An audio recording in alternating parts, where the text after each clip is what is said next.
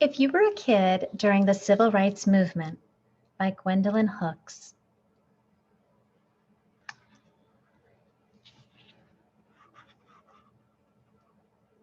A Different Way of Life. The Civil War, 1861 to 1865, freed African Americans from slavery. But even in the 1960s, a century later, they were not treated as equal citizens. They did not have civil rights.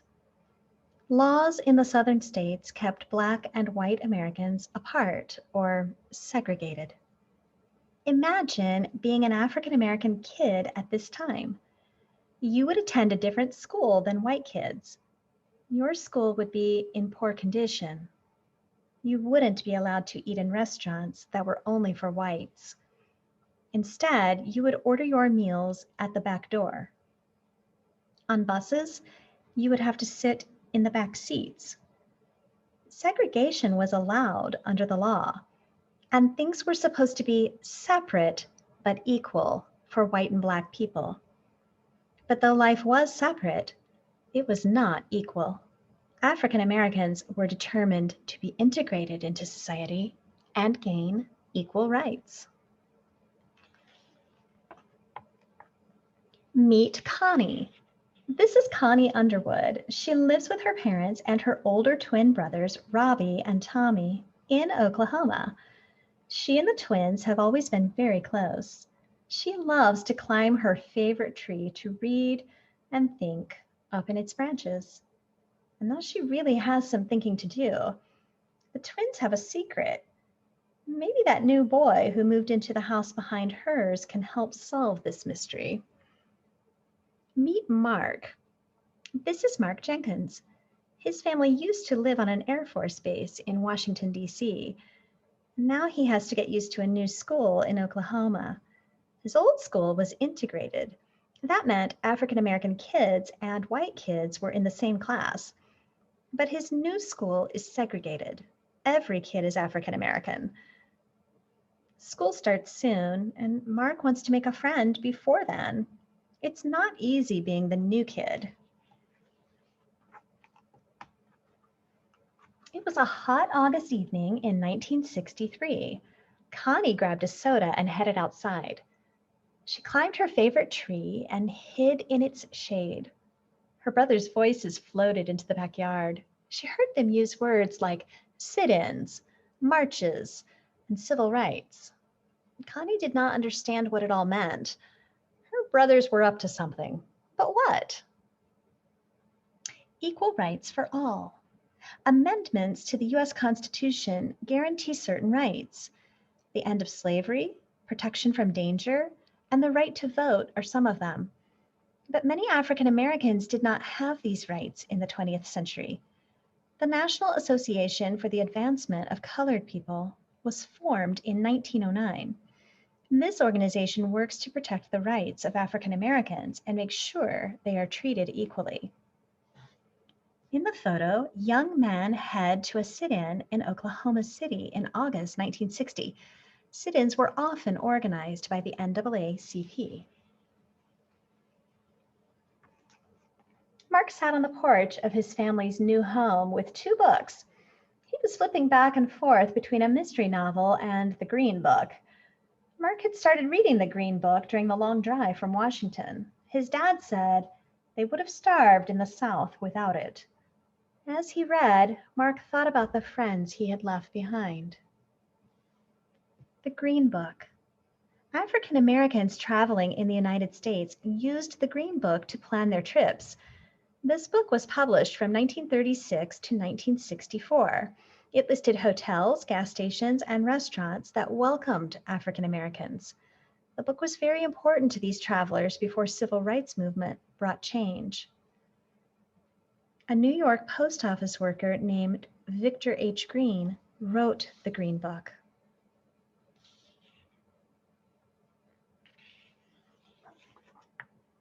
Connie spotted her new neighbor. She climbed the fence into his backyard. They introduced themselves, and Mark told Connie about his move from Washington. Connie looked at her new friend's books. "I see you like mysteries," she said. "I sure do," Mark answered. Maybe tomorrow you can help me solve one, Connie said. Then she explained what had been going on with her brothers. I have a dream. Martin Luther King Jr. was one of the most well-known civil rights leaders. He was famous for leading peaceful protests. In 1963, thousands of people attended his march on Washington to support civil rights. King gave a speech at the end of the march. In it, he said, "I have a dream that one day little black boys and black girls will be able to join hands with little white boys and white girls as sisters and brothers." When Dr. King spoke, his words moved people to action. That night, Connie heard the twins talking in the backyard. "It's on for tomorrow morning," Robbie said. "We meet downtown in front of Joey's Ice Cream at 10 o'clock. "They'll think twice about not serving us," Tommy said. Connie's heart butted. Her brothers were planning to demonstrate. She had heard that demonstrators often got hurt. Some were sent to jail. Would you give up your seat? In 1955, Rosa Parks boarded a bus in Montgomery, Alabama. As the bus filled, the driver ordered Mrs. Parks to give up her seat to a white man. She refused and was arrested. African Americans boycotted the city's buses in protest. They walked, used cabs, or carpooled instead. After 381 days, the city of Montgomery agreed to let African Americans sit where they wanted on buses. Rosa Parks sits on a bus after the boycott.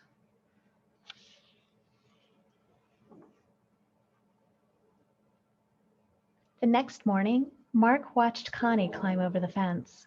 "We have to hurry," Connie said. "I think the twins planned a civil rights demonstration downtown. I want to make sure they are okay." Mark hesitated. He was afraid, but he wanted to help his new friend. 9 brave kids in Little Rock.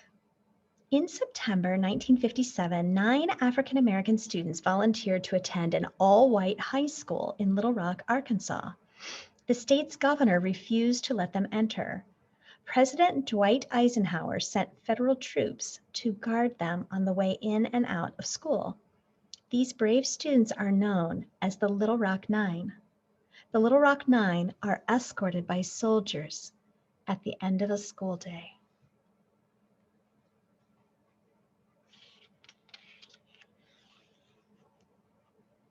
Connie and Mark ran downtown. African American teenagers were marching on Main Street.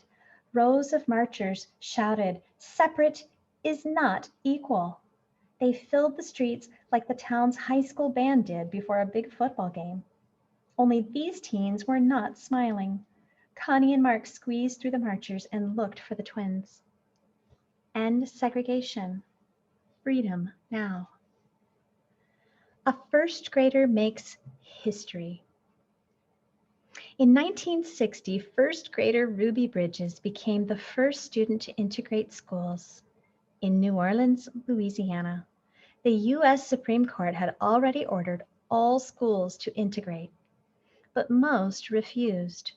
Ruby's parents enrolled her in a white school. White parents didn't let their children attend class with Ruby. She had a teacher all to herself. Neither Ruby nor her teacher missed a day of school. Ruby Bridges is escorted by U.S. Marshals to protect her from protesters. White people with angry faces watched the demonstrators. Some shouted ugly words. Connie remembered her parents talking about the African Americans who rode in the front seats of buses from Alabama to Mississippi. They were hurt badly by angry white people. Could that happen to the twins? Suddenly, someone shouted, "Police!"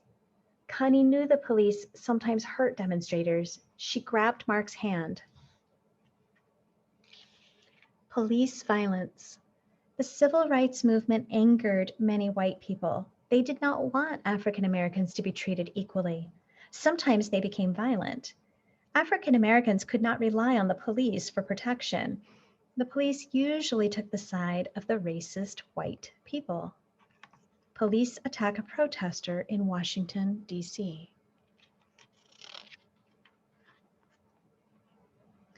This was only Mark's second day in a new city. He'd never seen people so angry. "We need help," Mark hollered. He and Connie squeezed to the back of the marchers as fast as they could. Then they sprinted to Connie's house. Mark's heart thudded with each step. He hoped Connie's mother would know what to do. Church bombed. On September 15, 1963, members of a church in Birmingham, Alabama were attending Sunday school classes. A bomb went off and killed 4 young girls. White men who were members of a violent racist group were to blame. The African American community was devastated. The explosion shocked the city. Family members outside the funeral for one of the girls killed in the bombing.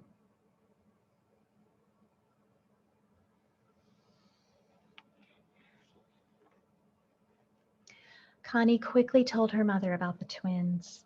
Mrs. Underwood was angry, but not at the kids. "Let's go get your brothers," she said. "They are trying to do the right thing, but they should have gotten a permit first. Then the police wouldn't be able to arrest them." Civil rights on TV. In the 1960s, many families bought televisions for the first time. They watched the evening news programs. They could see and hear exactly what was happening to protesters. More people learned about the civil rights movement. They would travel from all across the country to join demonstrations. Viewers watched Martin Luther King Jr. and other civil rights leaders deliver stirring speeches on TV.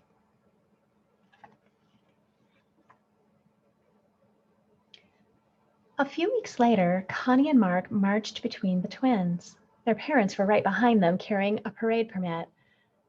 Now the police couldn't stop them. As they marched past Joy's ice cream, Connie looked at Mark and the twins. She knew they were all thinking the same thing. "One day, we'll walk right in the front door. We will order ice cream sodas, and we will twirl on those red-topped stools." Equal rights for all. The Civil Rights Memorial. The Civil Rights Memorial in Montgomery, Alabama, honors people who died fighting for civil rights. On a stone wall, water flows across words from Dr. King's "I Have a Dream" speech. The words say that African Americans will not be satisfied until justice rolls down like waters and righteousness like a mighty stream. The names of 40 civil rights heroes are written on the memorial.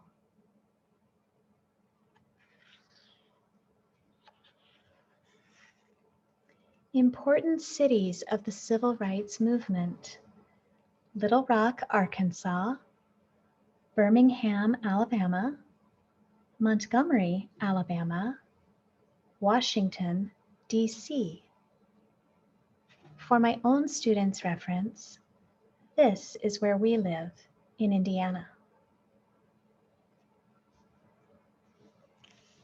Timeline. December 1955. Rosa Parks is ordered to give up her bus seat to a white passenger, which results in a bus boycott. September 1957. The Little Rock Nine enroll in Little Rock Central High School. They are the first African Americans to attend an all-white school in Arkansas. August 1963. Martin Luther King Jr.'s March on Washington is attended by thousands of people, both African American and white. Dr. King gives his famous "I Have a Dream" speech. July 1964. The Civil Rights Act ends segregation in public places and in jobs. No longer can restaurants and hotels refuse to serve people. It would take several more years before all states followed the law. August 1965, The Voting Rights Act is passed to help protect voting rights of African Americans. Words to know. Boycotted. Refused to do business with someone as a punishment or protest. Civil rights. The individual rights that all members of a democratic society have to freedom and equal treatment under the law. Demonstrate. To join together with other people to protest something. Integrated. Brought all races into equal membership in society. Marches. Large organized groups of people walking together to protest or support something. Racist. Practicing unfair or cruel treatment of people based on their race. Segregated. Kept apart from the main group. Sit-ins. Demonstrations where protesters would fill the seats of segregated restaurants so no one could eat there.